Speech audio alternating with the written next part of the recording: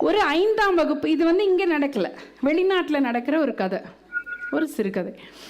ஒரு 5ஆம் வகுப்பு, அந்த 5ஆம் வகுப்புக்கு ஒரு ஆசிரியர் வராங்க. அந்த ஆசிரியர், அவங்க பேர் மிஸ்ஸஸ் தாம்சன், அவங்க ஆசிரியர் வராங்க. வந்த அன்னைக்கு என்னன்னு சொல்கிறாங்கன்னா, பிள்ளைங்கிட்டலாம், நான் வந்து யாருக்கிட்டேயுமே பாரபட்சம் பார்க்க மாட்டேன், எல்லா மாணவர்களும் எனக்கு ஒன்று தான், எனக்கு பார்ஷியல்னால் என்னன்னே தெரியாது, எல்லா ஸ்டூடெண்ட்ஸும் ஒன்று தான். 40 பிள்ளைங்க இருக்காங்க அந்த கிளாஸில், 40 பேரும் எனக்கு ஒரே மாதிரி என்னுடைய பிள்ளைகள்னு சொல்லிடுறாங்க. ஆனால் ஒரு பையனை பார்த்தா அவங்களுக்கு பிடிக்கலை. அந்த பையன் முன்னாடி ரோல உட்காந்துருக்கான், அவன் பேர் வந்து டெட்டி. அந்த பையனை பிடிக்கல. ஏன் பிடிக்கல அப்படின்னா, அந்த பையன் ஒழுங்காக தலை சீவலை, நீட்டாக ட்ரெஸ் பண்ணிக்கல, கசங்கி இருக்கு, அழுக்காக இருக்கு, புத்தகம் எல்லாம் நீட்டாகவே இல்லை. அதனால இவன் ஒழுங்கான பையன் இல்லை அப்படின்னு நினச்சிட்டு அவனை பார்த்தாலே பிடிக்கல. முதல் நாள் பதியறது அவங்க மனசுல இவன் சரியான பையன் இல்லைன்னு அப்படி முடிவு பண்ணி அந்த பையனை பார்த்தாலே அவங்களுக்கு கோபம் வருது. எக்ஸாம் பேப்பர் இருக்கும்ல, அந்த தேர்வு தாள், விடைத்தாள், அதை எடுத்தாலே அந்த பையன் வந்து தப்பாக எழுதியிருந்தா அதை மட்டும் பெருசாக அந்த ரெட்டில் வந்து இன்ட்டு போடுறது. இப்போ நீங்கள் நல்லா எழுதினா குட்டு போடுவாங்க, நல்லா இல்லைன்னா புவர் போடுவாங்கல்ல, அது மாதிரி அந்த பையன் வந்து ஃபெயில் ஆகிருந்தான்னு சொன்னால் எஃப்னு எல்லா பசங்களுக்கும் தெரிகிற மாதிரி போடும். ஏன்னா அந்த பையனை பிடிக்கல அவங்களுக்கு. அந்த வருஷம் முடிவில் வெளிநாட்டில் என்னென்னா, ஒவ்வொரு வருஷம் முடியும் போதும் ஒரு பையனுக்கு, இப்போ 1ஆம் கிளாஸில் படிக்கிற பையனா 5ஆம் வகுப்பு வரைக்கும் அந்த பள்ளிக்கூடத்தில் வகுப்பு இருக்குன்னா ஒரு பெரிய ஃபைல் மெயின்டைன் பண்ணுவாங்க. ஒவ்வொரு வருஷம் டீச்சரும் முடிக்கும் போது அந்த பையனை பற்றி ரிப்போர்ட்டை சப்மிட் பண்ணுவாங்க. அது மாதிரி அந்த வருஷம் முடிய போகுது, 5ஆம் கிளாஸ் முடிய போது, பாதியில் வந்து அந்த பையனை பற்றி ரிப்போர்ட் சப்மிட் பண்ணணும். அந்த 39 பேருக்கு அவங்க ரிப்போர்ட் எழுதிட்டாங்க, இந்த பையனுக்கு மட்டும் எழுதலை. ஏன்னா இவனை பிடிக்கல, இவன் ஃபைலை தூக்க கூட பிடிக்கல அவங்களுக்கு. சரின்னு அந்த ஃபைலை எடுக்கிறாங்க, வேறு வழியே இல்லை, கொடுத்து ஆகணுமேன்னு சொல்லிட்டு எடுக்கிறாங்க. எடுக்கும்போது பார்க்குறாங்க 1ஆம் கிளாஸ் டீச்சர் எழுதியிருக்காங்க அந்த பையனை பற்றி. டெட்டி வந்து ரொம்ப நல்ல மாணவன், ரொம்ப நீட்டாக ட்ரெஸ் பண்ணியிருப்பான், நோட் புக்கெல்லாம் அவ்வளோ சுத்தமாக வச்சுருப்பான், அவனை மாதிரியான ஒரு பையனை பார்க்கவே முடியாது, ஐ மிஸ் யூ டெட்டின்னு போட்டிருக்காங்க. முதல் இவங்களுக்கு அப்படியே குழப்பமாகுது.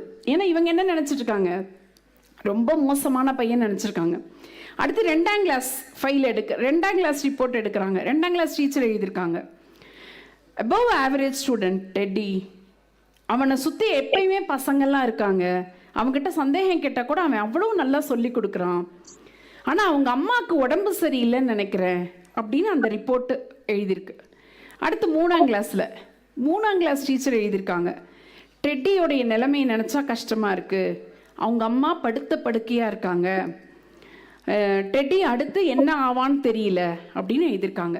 4ஆம் கிளாஸ் டீச்சர் எழுதியிருக்காங்க, அவங்க அம்மா இறந்துட்டாங்க, அவங்க அப்பாவும் அவனை கண்டுக்கவே மாட்டேங்கிறாரு, அவங்க அப்பா இன்னொரு கல்யாணம் பண்ணிக்கிட்டாரு, இந்த பையன் யாரும் இல்லாத ஒரு அனாதை மாதிரி இருக்கான், ஆனால் இந்த பையனுக்கு பள்ளிக்கூடம் வந்து அவனுடைய நண்பர்களுக்காக வர்றான், இல்லைன்னா அவனுடைய வாழ்க்கையே இருண்டு போயிருக்கும். இது யாரும் எழுதியிருக்கா?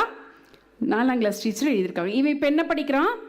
5ஆம் வகுப்பு படிக்கும்போது தான் இந்த அம்மா இந்த மிஸ்ஸஸ் தாம்சன் பார்த்துட்டு, இப்படி ஒரு கஷ்டப்படுற குழந்தைய நம்ம எவ்வளோ அவமானப்படுத்தியிருக்கோம், நம்ம என்ன பண்ணியிருக்கணும், ஆதரவு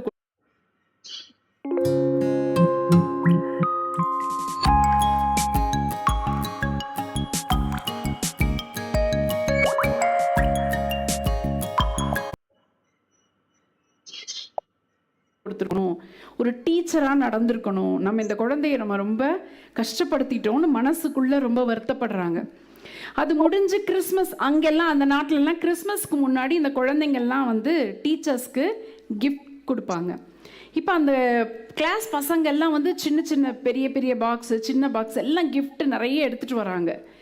இந்த பையன் இவன் ரொம்ப பாவமாக இருக்கான். இவன் என்ன பண்ணுறான், ஒரு பழைய மளிகை கடை பேப்பரில் சுருட்டி 2 கிஃப்ட் எடுத்துகிட்டு வரான். சுருட்டி வச்ச பேப்பரில் ஒரு கிஃப்டை பிரிக்கிறாங்க, ஒரு கவரிங் பிரேஸ்லெட், அதில் பாதி கல் விழுந்துருக்கு. இன்னொரு கிஃப்ட்டுக்குள்ளே பார்த்தீங்கன்னா, கவருக்குள்ளே பார்த்தீங்கன்னா ஒரு கால்வாசி சென்ட் யூஸ் பண்ணது, மற்றவங்களாம் புதுசாக கொண்டு வந்திருக்காங்க. இது 2ஐயும் அப்படியே கொண்டு வந்து தயங்கி கொடுக்குறான். சுற்றி இருக்கிற பசங்கள்லாம் கேலியாக சிரிக்கிறாங்க, எதை கொண்டு வந்து கொடுக்குறான் பாருன்னு. ஆனால் இவங்க என்ன பண்ணுறாங்க, அந்த டீச்சர் அது 2 தான் வாங்கிக்கிறாங்க.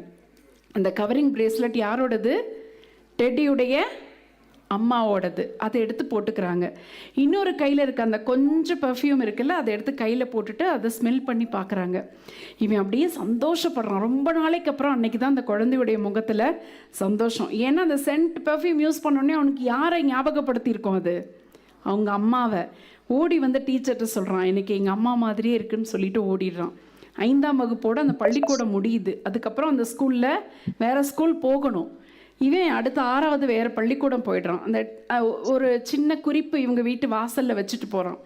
உங்களை போன்ற ஒரு ஆசிரியரை நான் இதுவரை பார்த்ததே இல்லைன்னு சொல்லிட்டு வேறு ஸ்கூல் போயிடுறான்.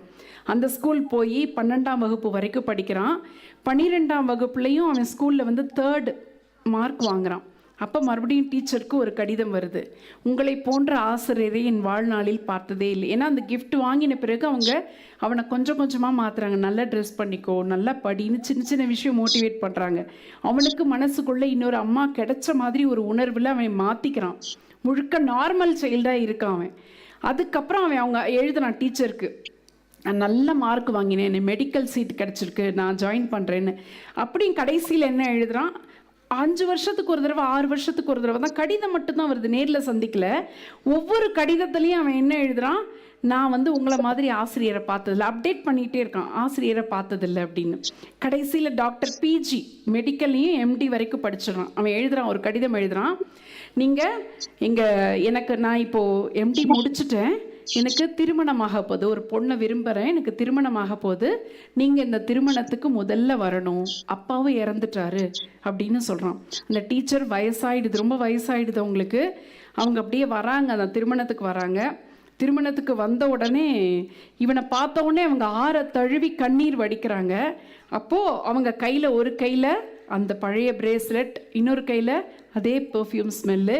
அவன் ஒரு சீட்டை காட்டுறான், அந்த சீட்டில் மதர் அப்படின்னு போட்டிருக்கு, அங்கே உட்கார வைக்கிறான் அந்த டீச்சரை.